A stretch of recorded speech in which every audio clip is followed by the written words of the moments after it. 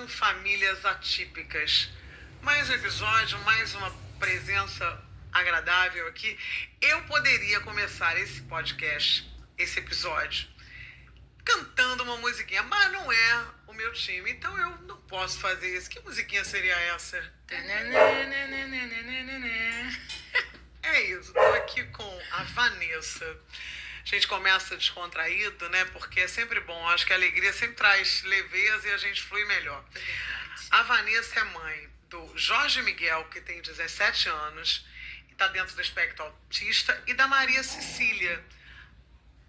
A Maria Cecília está... Qual é a tipicidade? Ela tá no espectro e ela tem também a epilepsia. Sim. Aí, vamos lá. Maria Cecília, além de mãe dessas duas riquezas, ela também fez magistério e é bacharel em Direito.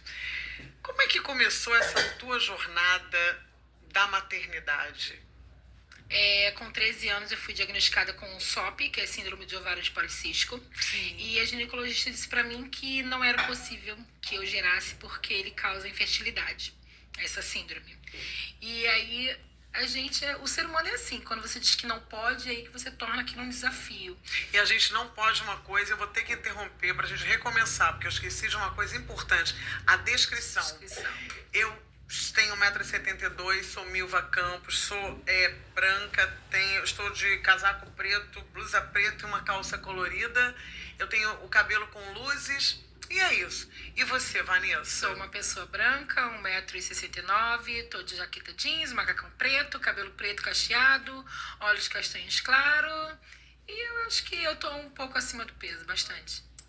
E é isso. Aí você tá me dizendo que nesse processo aí do desejo de ser mãe, que já devia estar em você desde muito pequena, você aos 13 anos descobre que você tem SOP, Síndrome de Ovários Policísticos. E aí você... Vamos lá, continua. E aí eu mergulhei, né, no universo de tratamentos. E com 13 anos eu comecei a utilizar o anticoncepcional como forma de tratar essa síndrome, o que hoje a gente sabe que é uma forma errada de tratar, porque vai comprometendo você ao longo dos anos. E foi muito sofrido.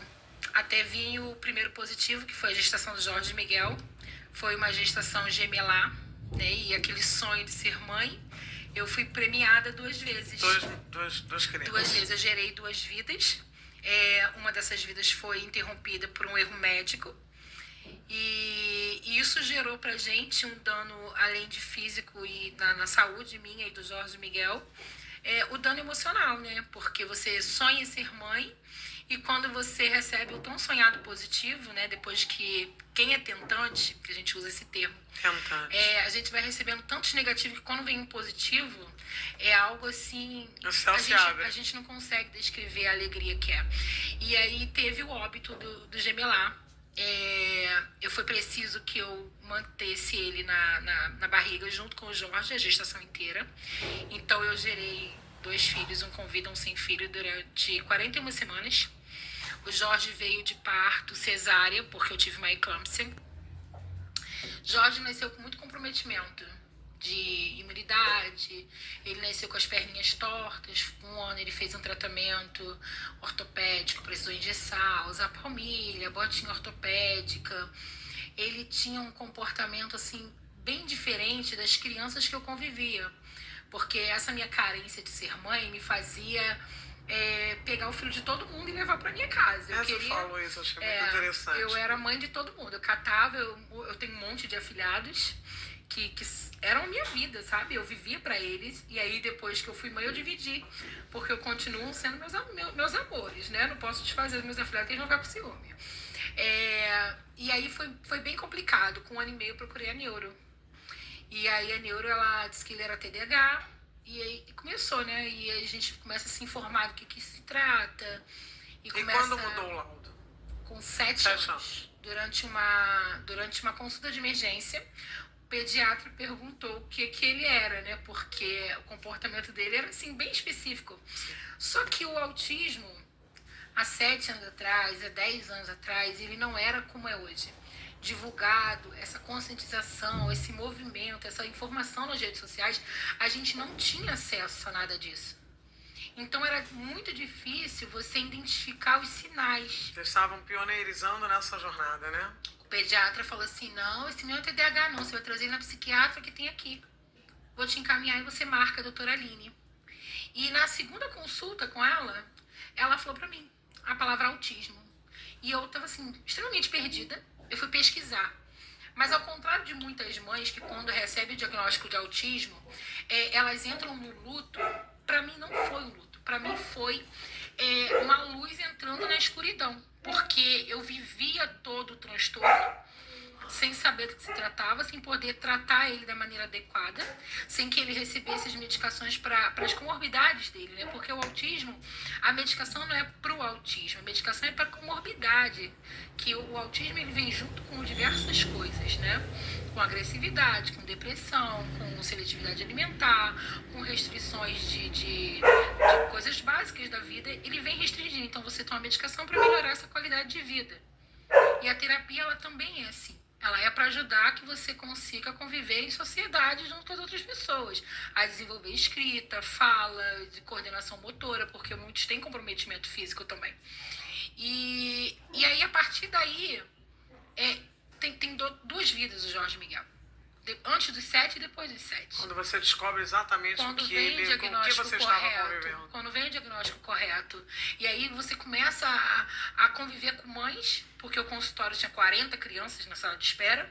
Eu comecei a conviver com mães que viviam a mesma coisa que eu, viviam coisas mais tranquilas, coisas piores, porque você vai convivendo com várias síndromes, porque a psiquiatra ela trata de várias síndromes, várias deficiências psiquiátricas, e você vai convivendo ali com pessoas que convivem, que a gente chama de famílias atípicas, né? E acaba que o seu mundo vira um mundo atípico. E você já não se enquadra mais na vida atípica. Você não se enquadra mais na convivência com pessoas típicas, né? E você ganha um outro mundo. A criança começa a desenvolver e vai ganhando melhorias, ela vai tendo ganhos, né? De qualidade de vida, de autonomia, e aí a alfabetização é diferente do que você aprendeu. E vai nascendo uma outra pessoa também, no paralelo com essa criança que se desenvolve, vai se desenvolvendo uma mãe atípica. Uma mãe atípica. Né? Que é uma outra, é uma missão diferente, né? A gente ganha uma carga a mais, porque a gente começa a ser médica, terapeuta, professora, cuidadora, e a gente começa a desenvolver várias funções. E 12 anos depois chega a Maria Cecília. 12 anos depois chega a Maria Cecília. Eu tive uma outra perda gestacional, além do gêmeo do Jorge Miguel. Quando o Jorge Miguel tinha 3 anos, eu sofri uma perda gestacional, foi bem complicado. Eu precisei passar por procedimento de curetagem, eu tive um pós muito complicado, muito triste. Foram muitos anos de negativo. Eu tive que trabalhar a paternidade no meu companheiro, porque ele teve uma infância difícil e ele via a paternidade de uma forma diferente do que é. A visão dele de família era diferente, então ele não queria ser pai. Eu tive que gerar primeiro nele, para depois gerar ela no meu corpo. O Jorge Miguel foi uma gestação planejada e desejada, assim como a Maria Cecília também. E quando ele disse que realmente queria, né, e quando ele disse o sim para minha gestação, ele falou assim, então vamos tentar. E aí vieram vários negativos. E aí a frustração ficou pior, porque quando eu quis, não vinha novamente, eu falei assim, novamente a SOP me pegou. E você fica sem chão. Quando você recebe negativos, e nesse meio tempo, né, antes da Maria Cecília, eu tive um câncer de mama. Eu fiz uma cirurgia, e aí eu tenho mais tempo, eu perco mais tempo de tentar, porque você tem que cuidar primeiro ali do seu corpo, que recebeu uma sobrecarga. Eu não precisei fazer químio, eu fiz só a cirurgia, porque eu descobri bem no início, né? Era um tumor papiloma, eles dizem que é pré-maligno. Como eu descobri bem no começo, então só a cirurgia foi necessária, eles tiram a massa em volta para proteger, né? E eu fico 5 anos de observação. Para que não progrida. Isso. E aí, quando eu estava pronta, que o pai estava pronto, e aí não vem, o positivo não vem. E aí eu falei assim, eu vou fazer uma faculdade, porque a depressão estava me pegando. E uma amiga falou assim, ai, faz o FIES, você só paga quando terminar, se você puder, se você conseguir. Eu falei, vamos estudar antes que a depressão me pegue de vez, né? Porque foi perda, foi tumor, muitas vem negativo. Vamos estudar. E aí eu ingressei na faculdade de Direito, O Jorge Miguel fazia terapia de manhã, escola de tarde e à noite, que estava na faculdade comigo 5 anos. No último período de faculdade, eu apresentando um TCC, o positivo da Maria Cecília veio. Uau! E assim, foi uma bomba de emoções, né? De ânimo, de várias questões, né? Sim, você está concluindo um curso de Direito, são 5 anos. Uau! São 5 anos você se dedicando. E aí, no dia do meu TCC, eu tinha dias que eu tinha descoberto a gestação. E era uma gestaçãozinha. Tipo, eu descobri com uma semana. E o positivo, veio um positivinho. E aí eu corri ansiosa para fazer uma ultrassom, eu e o pai. Vamos ver. Chegou lá, não tinha nada no útero vazio. Eu falei, meu Deus, Senhor, de novo não. Falei, agora eu não tô preparada não. O senhor segura aí que eu não tô preparada. E eu fui acompanhando com o beta. Quando eu refiz o beta 15 dias, aí tava lá 1 milhão. Eu falei assim, agora tem um positivão. Agora tem um positivão. Agora eu vou contar pra sociedade. Eu falei assim, não posso, eu tenho que segurar os 3 meses. Porque o padre Marcelo falou que eu não posso contar os 3 meses, eu tenho que segurar aí. Foram 3 meses de uma ansiedade, de vontade de gritar pro mundo que eu estava gerando novamente, sabe? E foi assim, uma gestação. Eu tive algumas infecções urinárias, já é do meu organismo mesmo, ter várias. No último período, eu fiquei 11 dias internada com infecção urinária, estava gravíssima. Eu precisei ficar internada na maternidade 11 dias. Quando eu saí, eu concluí o curso, porque eu só tinha uma matéria para fazer. Porque eu sou aquela que puxa 10, 15 matérias e surta, já que é pra ficar doida, a gente fica doida de uma vez só. Já que é pra mergulhar, vamos logo. Vamos já terminar. Que é pra entrar na chuva, é pra se molhar direito, né? Aí no último período eu fiz a última matéria que faltava.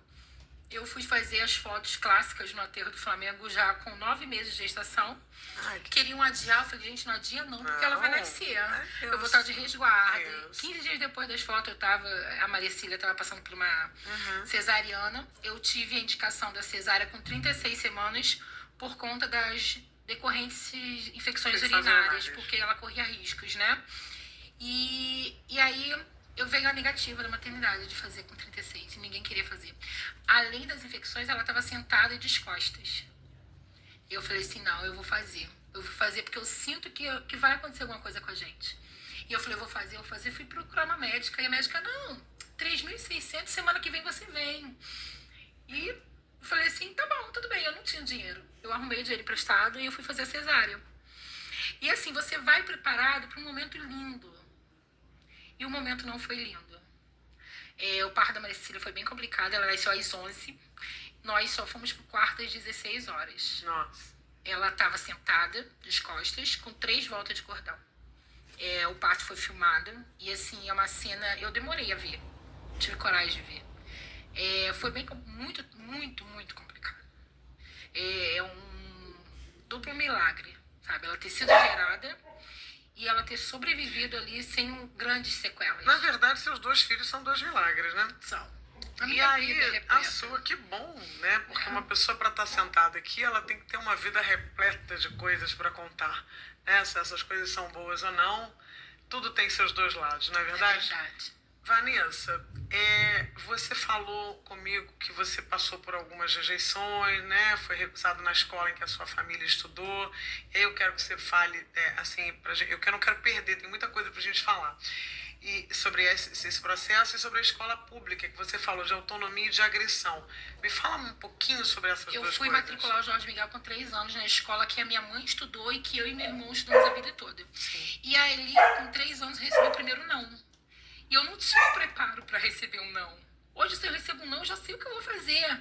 Naquela época, eu estava recebendo uma pancada muito forte. Sim. E aí a minha mãe, deixa isso pra lá. E eu botei ele numa escolinha de bairro. Ele foi para uma escola particular depois, onde nós tivemos problemas, que foi na época do câncer de mama.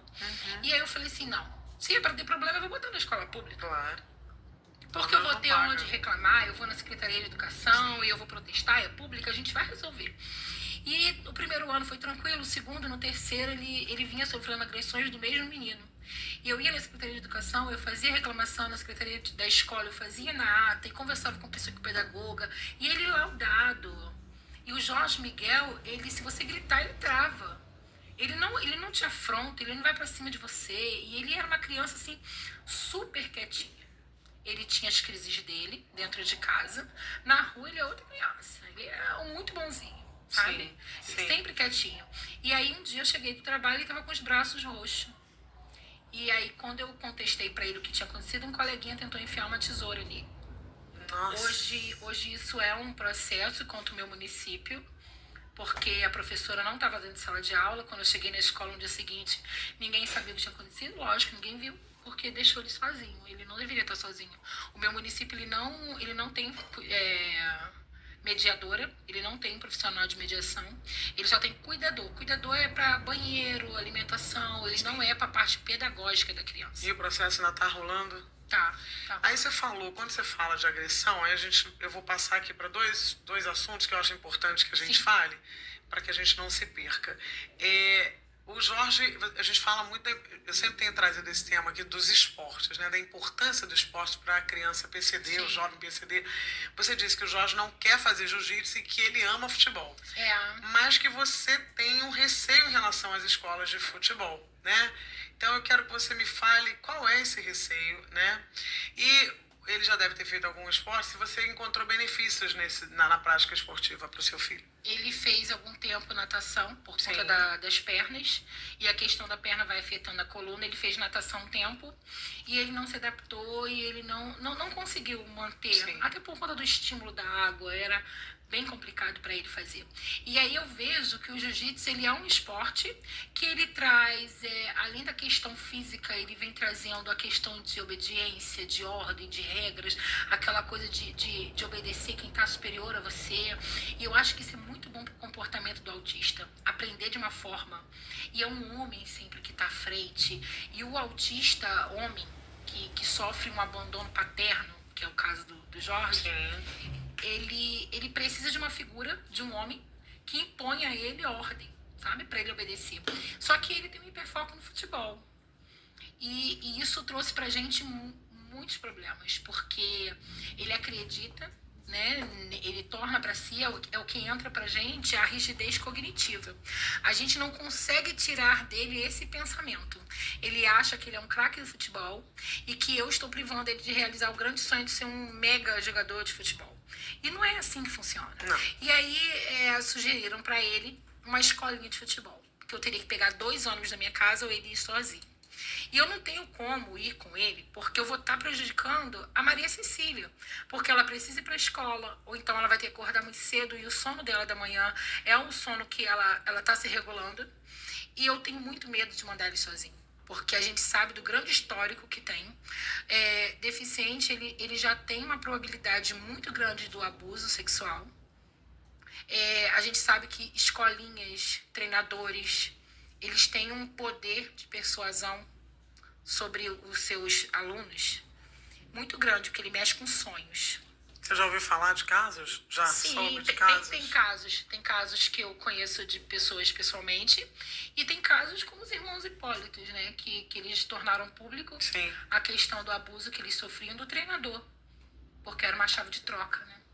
Você vai continuar na seleção e eu vou continuar fazendo o que eu gosto de fazer com vocês. E é o medo da gente. O medo da gente é esse. Eu alerto sempre as pessoas.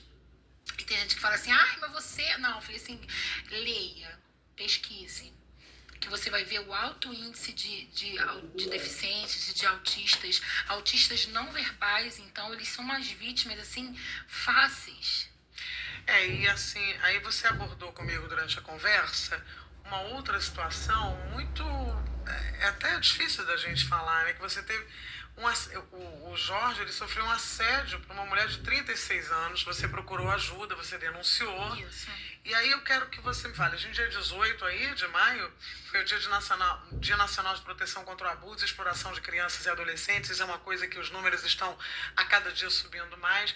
E aí eu quero te perguntar, nessa ocasião você encontrou, os órgãos protetivos, eles agiram? Você encontrou esse respaldo? Como é que foi isso? Não, essa mulher de 36 anos estava mantendo conversas com ele. Ele apagava as conversas porque ele sabia que estava errado, porque eu já tinha orientado ele quanto a isso. Eu já tenho introduzindo nele desde novinho o que é certo, o que é errado, o que pode e o que não pode. Só que ela ofereceu pagar um lanche para ele em março, no aniversário dele. Vou levar você para lanchar. E ele tem compulsão alimentar.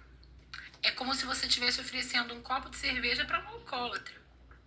É a mesma coisa. Mas desde sempre ou mais agora na adolescência? Então, da adolescência pra cá, Porque quando ele era pequeno, ele era seletivo. Não comia Sim, nada, sim. sempre estava doente por conta da alimentação precária, de vitaminas e minerais, tudo, né? E agora ele é compulsivo. Agora, na pandemia, eu precisei botar cadeado na geladeira, cadeado no armário, por conta da saúde dele, por conta que as compras que eram para 30 dias duravam 10.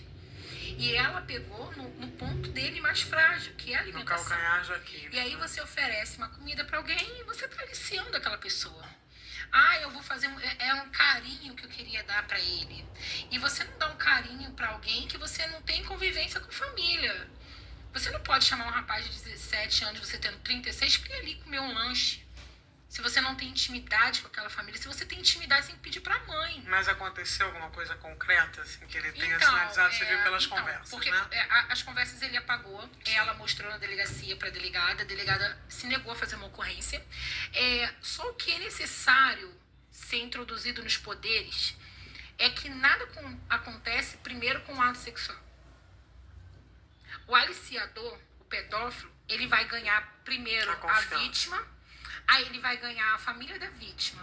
Ele vai ser amigo, ele vai ser padrinho, ele e ela, né? Porque a gente sabe que tem as mulheres também que cometem esse tipo de crime. Eles vão ganhando a família, eles vão ganhando a confiança de todo mundo. Deixa eu ser padrinha, deixa ele na minha festa, deixa ele passear comigo, deixa ele lanchar. Quando você vê, o ato aconteceu. E é uma coisa que é irreversível. É um dano que vai carregar a pessoa, a vítima vai carregar pro resto da vida, né? E a obrigação da mãe é zelar pela vida, pela saúde física e mental do seu filho. É obrigação nossa. Fale isso lá, olhando pra câmera. É obrigação da mãe, né? Zelar pela saúde física e mental da criança, do adolescente.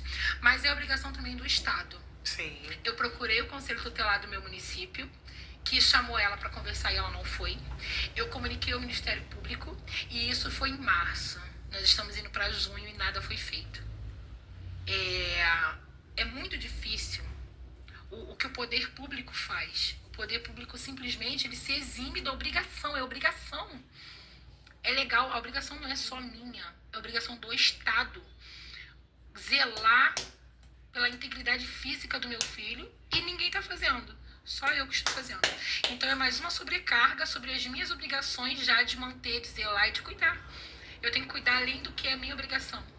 Sim. Eu tenho que fazer além... Que a sua parte você está fazendo. O que você deseja é que ao outro lado também possa te dar esse respaldo. Sim. Você falou do LOAS, né? Você falou da sua experiência com o INSS e você me falou sobre alguma coisa de Milva. Há prós e contras na vida de quem recebe benefício. Então, o Jorge teve 5 vezes negado LOAS. Mesmo com todos os laudos, né? Ele tem laudo do neuro do SUS, que acompanha ele, a psiquiatra particular, ela acompanha ele há 10 anos. Ele é acompanhado também por um geneticista, que é do Estado. Então, eu tenho o neuro do município, a psiquiatra particular e um geneticista do Estado. Além de todas as fichas dele em CAPSI, em Conselho Tutelar, porque quando a depressão dele chega num nível muito forte e é necessário a gente falar sobre isso, que o alto índice de suicídio na adolescência, além da adolescência típica, a atípica ela tem uma causa maior. Né? Eles não sabem lidar muito com essa coisa dos hormônios, que é tudo muito novo e muito intensa, né? Exatamente. E a gente cuidando, a gente zelando, isso acontece. Pode acontecer com qualquer família. E aí, no meio disso, eu sempre notifico o Conselho Tutelar. Eu sempre mantenho para o Ministério Público todo mundo a parte do que está acontecendo com ele. Então, as tentativas de suicídio foi notificada. Quando ele está em depressão muito aguda, eu notifico ao CAPSI, porque ele ainda até os 18 é CAPSI e depois é CAPSI, que é o setor de saúde mental. Então, ele é todo assistido, ele tem os cartões de transporte que ele passou por perícias médicas.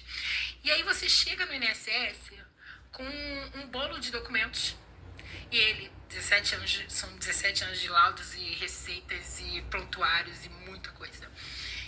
Em 5 minutos, aquela pessoa que está ali, o perito, ele simplesmente joga tudo fora e não interessa o que você leve. Todos os outros profissionais, eles perdem credibilidade em 5 minutos. O laudo dele é o que importa, mais nada importa. E aí você ajuiza uma ação. E aí você passa de novo por um perito, porque o juiz se diz incapaz de passar por cima de uma perícia médica. Só que os outros médicos, os outros laudos, não têm valor? Para que serve o laudo? O que eu vou fazer com o laudo? Essa é uma boa pergunta para um profissional de direito ou para um juiz, eu não sei, que a gente pode pensar em trazer aqui para trazer as respostas para essas perguntas, que são questionamentos muito interessantes. É porque o que eu vejo hoje, que é questão de sorte. Tem pessoas que entram com processo, aí nega, aí entra sozinho, consegue. Aí entra sozinho várias vezes, aí fica anos recebendo, aí vai lá e corta, aí tenta judicialmente, não consegue, aí daqui a um tempo tenta sozinho. Eu acho que é uma forma de economizar a receita do INSS, sabe? Vou deixar esse deficiente um ano e meio sem benefício, depois eu concedo de novo. Que direito dele mesmo, né? Vamos tirar. Deixa a mãe recorrer. Vamos ver se ela vai recorrer mesmo ou se ela vai deixar pra lá. Porque muitas pessoas deixam pra lá. Eu desisti pela questão da minha saúde mental. Porque a gente passa por situações constrangedoras e humilhantes. A última assistente social que eu passei no INSS de Queimados, eu estava com a Maria Cecília porque eu não tinha onde deixar. Né? E acontece disso, das pessoas não terem rede de apoio. E a minha rede de apoio é financeira. Porque se ele parar de trabalhar para me ajudar presencialmente, quem vai manter o sustento do lar? Quem vai manter o plano de saúde? Quem vai manter a escola, a roupa, o remédio, higiene pessoal? Existe um custo muito grande da família. A casa tem que se manter, né? E tem os custos todos. Ela virou pra mim: você já tinha um filho deficiente, você foi ter outro. Aí agora existe um controle de natalidade no INSS também, sabe? Então você acaba não fazendo mais. Eu falei assim, eu não vou tentar mais, porque eu já não tenho uma saúde mental muito boa, não tem como ter. Com dois. Cobrar demais de você mesmo, né? Eu falei assim, deixa isso pra lá. Quem tá errado, um dia vai pagar, porque isso é uma covardia com as famílias atípicas. Você falou, mas a gente tem que falar de coisas positivas também, né? Porque a vida é feita sempre dos dois lados, dos prós e muita contras. coisa. A importância do corpo. Você falou uma coisa muito interessante. Você disse assim: os lugares acolhem porque são obrigados. Ali, eles querem, se importam de verdade. Quais os benefícios que esse convívio, né, do coletivo trouxe para sua vida? O coletivo, ele trouxe para mim uma rede de apoio. Mesmo que à distância, porque a gente tem as nossas reuniões semanais, sim, a gente acaba convivendo entre a gente. A gente acaba mantendo contato ali. Estreitando laços, né? Exatamente. E é um cuidado voluntário. É alguém que quer cuidar do filho da gente e da gente sem receber nada em troca. Não é como uma clínica que você paga para receber o cuidado. Não é como uma escola que é obrigada a receber o seu filho. Porque ela é obrigada. Ela não recebe porque ela gosta de ter a escola, o ambiente dela cheio de deficientes dando trabalho. Ela recebe porque ela é obrigada perante lei. E se ela não fizer, ela é punida. O coletivo não. O coletivo é por carinho, é por amor, é por abraçar a causa das famílias atípicas. A gente tem ali várias mães com filhos com várias deficiências. Não são só autistas. Eu não estou convivendo só com autistas. Ali tem outras deficiências, tem síndrome de Down, tem deficiente físico, visual. A gente convive com várias pessoas. E a gente vai recebendo pessoas com influência na sociedade, sabe? Governantes, prefeito, que a gente, de uma forma direta, consegue falar para ele o que está acontecendo. Porque muitas vezes a gente leva para ouvidoria, reclama, e isso não chega a quem tem que chegar. Então muitas coisas podem não acontecer porque quem tem que ouvir não está ouvindo. E o coletivo, ele permite isso pra gente. Quando a gente tem os encontros pessoalmente, sempre tem alguém para ouvir a gente. Para ouvir as nossas demandas, as nossas mazelas, sabe? A gente acaba desabafando muita coisa que a gente passa pessoalmente, sabe? Porque é uma carga é uma sobrecarga de obrigações e de coisas a fazer. Você teve o coletivo que te acolheu e você teve outros dois grandes acolhimentos. Primeiro, o seu companheiro, que é o pai da Maria Cecília, que foi uma dessas pessoas que abraçou a causa do Jorge Miguel também, né? E que, no paralelo, é apaixonado pelo Vasco. E tem o Vasco que acolheu você, acolheu a sua causa. E você nem precisava dessa causa, porque, diga-se de passagem, que você já corria o Brasil por aí com sua filha. Vocês são apaixonados pelo Vasco. Conta essa história pra gente, pra eles. Conta como é que foi a trajetória. Ah, e pra antes que eu me esqueça, por que que surgiu? O que que acontece? Junto com isso, eu vou linkar outra pergunta. Você foi contatada pelo Vasco a partir do seu posicionamento nas redes sociais. Eles postavam uma coisa, você ia lá e falava outra coisa. E aí começou tudo. Então fala aí dessas duas coisas, do seu companheiro, do Vasco da Gama e do seu posicionamento nas redes sociais. Eu vou fazer 12 anos que eu estou com o André. O André, ele tem um irmão com síndrome de Down, que é o meu cunhado, tem 41 anos. Então, assim, o André, ele já vinha de uma família típica, né? E ele abraçou meu filho como dele. Nós nunca excluímos o Jorge Miguel de nada. A gente sempre passeou e viajou para futebol, os três. O Jorge Miguel, ele foi abraçado pelo André em todos os momentos. Chegava a Páscoa, o ovo de Páscoa do Jorge Miguel. Chegava o Natal, o presente do Papai Noel do Jorge Miguel. E assim, foi uma coisa muito natural. Os dois hoje são companheiros, eles mandam um zap um pro outro, eles ficam sacaneando um ao outro. E tem ali, e o André, ele tem uma voz firme com o Miguel. E a hora que o André fala, o Jorge Miguel, ele toma uma pancada, porque, tipo assim, o André, ele vai deixando, né? Ele não é igual a mãe, que a mãe grita o dia inteiro, briga, bota de castigo lá. O André, ele deixa. E quando ele vê que o limite chegou, e aí ele fala grosso, fala alto, desmorona. O Jorge Miguel desmorona, porque ele falou, opa, agora eu exagerei. Porque se ele falou é porque eu exagerei. Né? E o Vasco, na verdade, eu vim de um lar tricolor. Meus pais são tricolor, meu irmão é tricolor. Eu nunca tive uma ligação muito grande com futebol. Só que o meu avô, pai adotivo da minha mãe, teve câncer e estava internado no Maricruf. E aí ele recebeu a visita do clube. Os jogadores foram até o hospital fazer visita. Que lindos. E eu tinha e tenho, eu acredito que eu ainda tenho, que não acaba, uma ligação muito forte com meu avô. Aliás, tem alguém que nasceu no mesmo dia, no mesmo... Tem. Como é que é? Fala aí. Então, o nome do meu avô é Jorge, por isso que o Jorge de Miguel é Jorge de Miguel. E para concluir esse ciclo, para fechar essa coisa, a Maria Cecília nasce no dia do seu Jorge Borges Valente. Para poder fechar esse, sabe, para concluir, para afirmar que ele ainda continua presente, que ele cuidou de mim e que eu cuidei dele e que nosso vínculo não acabou. E ele contagiou você com o Vasco. Não é porque acabou a carne que acabou, sabe, o amor que a gente tinha um pelo outro. E ele ganhou uma camisa autografada dos jogadores lá no hospital do Maricruf e guardou pra mim. Ele proibiu a minha avó de pegar, tava debaixo do travesseiro dele, que ele só ia entregar pra mim quando eu fosse na visita. E o dia que eu fui na visita, ele me entregou. E logo depois ele teve uma piora, uma grande piora. Ele faleceu no dia 26 de dezembro. E eu não consegui ir até o velório, porque a minha mãe tinha acabado de fazer uma cirurgia.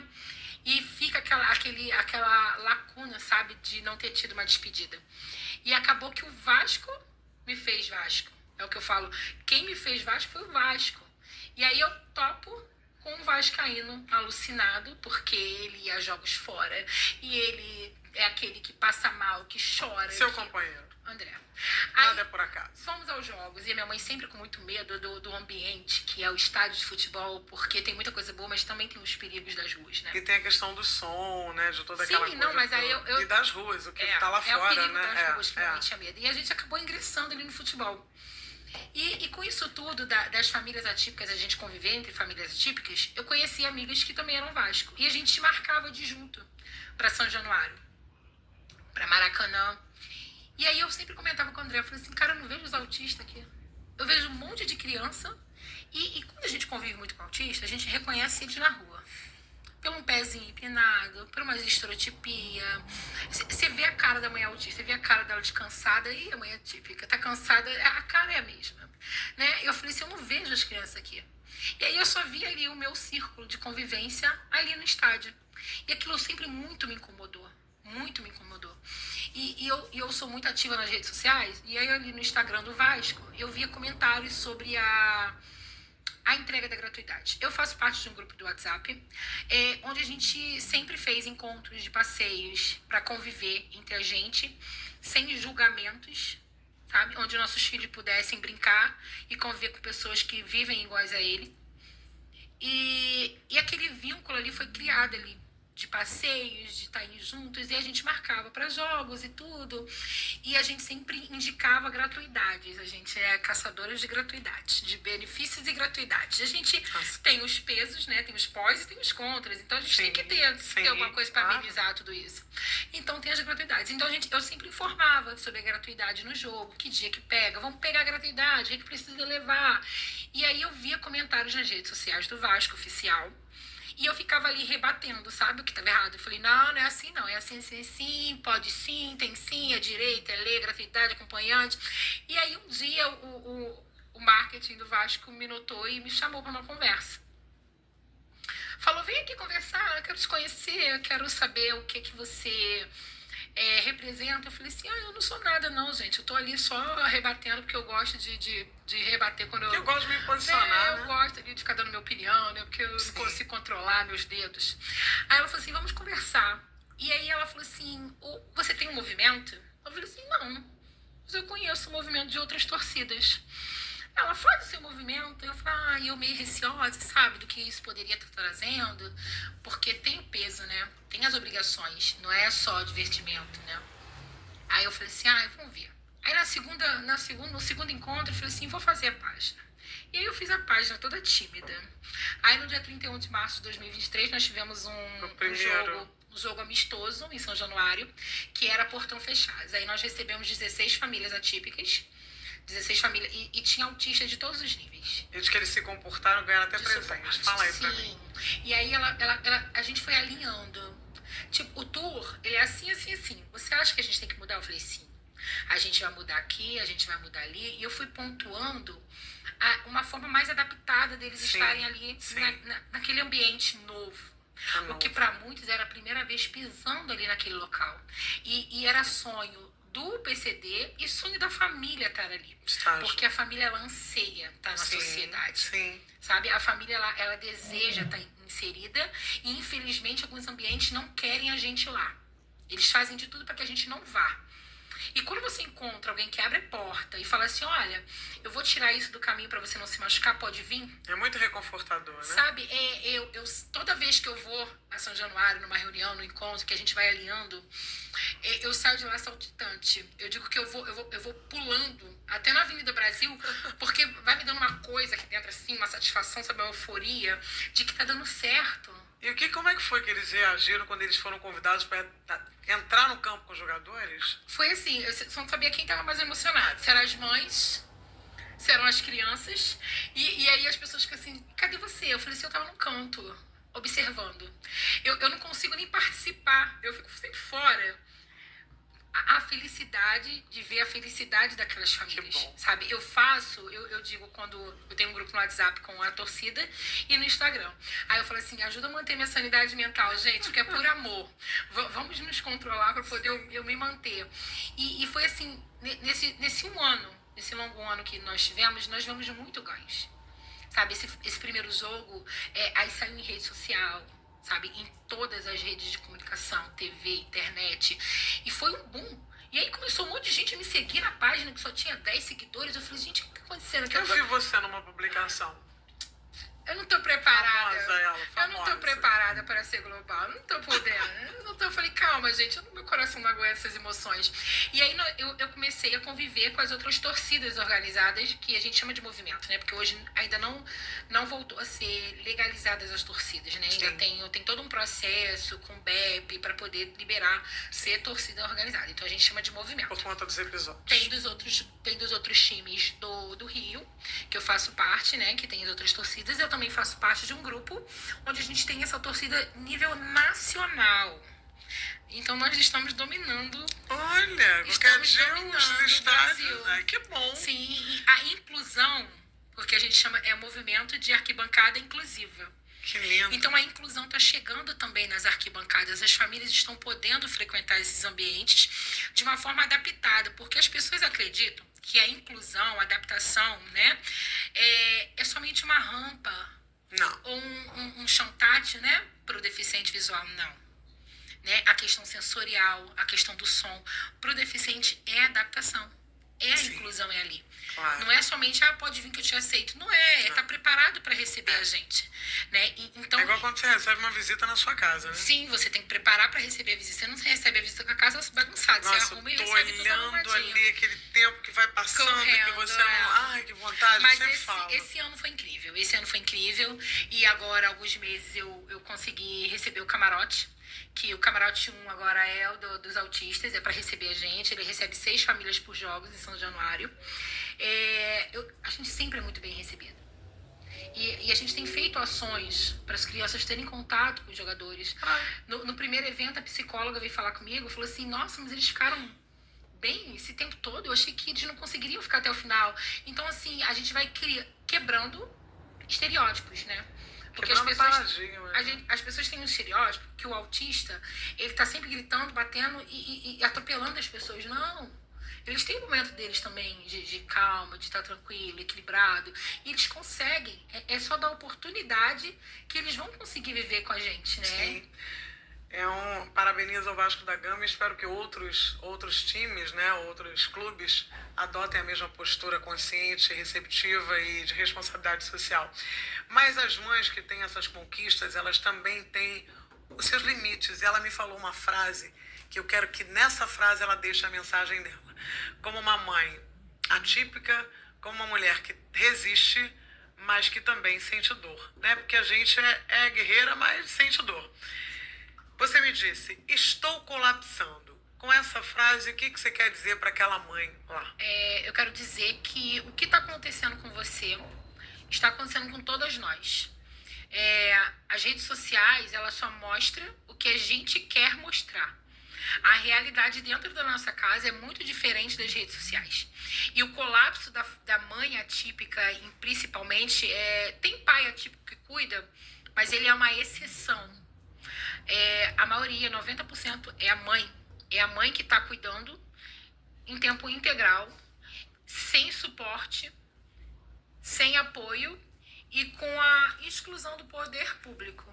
Nós não estaríamos colapsando se todo mundo cumprisse a sua obrigação. Se o Estado tivesse cumprido com a obrigação de cuidar, de manter e de zelar a integridade física, os benefícios, o acesso à educação, saúde, segurança, as famílias não estariam nesse colapso financeiro, colapso físico e mental. Porque a doença física, ela começa pela mental. Quando a sua cabeça está sobrecarregada de problemas e obrigações, o seu corpo ele vai começar a dar sinais. E o dia que a mãe atípica parar, o que era um problema vai virar um problema muito grande, porque hoje a gente não tem, né, uma habitação adaptada para receber aquele autista sozinho. Porque se a gente não estiver mais aqui para cuidar, quem vai cuidar dos nossos filhos? Tá dado o recado. Muito obrigada, Vanessa. Prazer te ouvir. Muito obrigada. E, acima de tudo, perceber que mesmo colapsando, você continua e prossegue com resiliência, lutando e conseguindo coisas lindas como a do Vasco da Gama. E para você que ficou tão encantado como eu com essa história, né, de resiliência, de atitude, já perdi aqui a minha colinha, que eu tenho que pegar correndo. Essa é uma realização da FEBEX, Federação Estadual das Instituições de Reabilitação do Estado do Rio de Janeiro. E se você está gostando de nos ouvir, não se esqueça de se inscrever no nosso canal, no YouTube e no Spotify. Os links estão sempre abaixo dos comentários. E você também ativa as notificações no sino, ok? Curta, comente e compartilhe. Muito obrigada pela sua companhia e até o próximo episódio.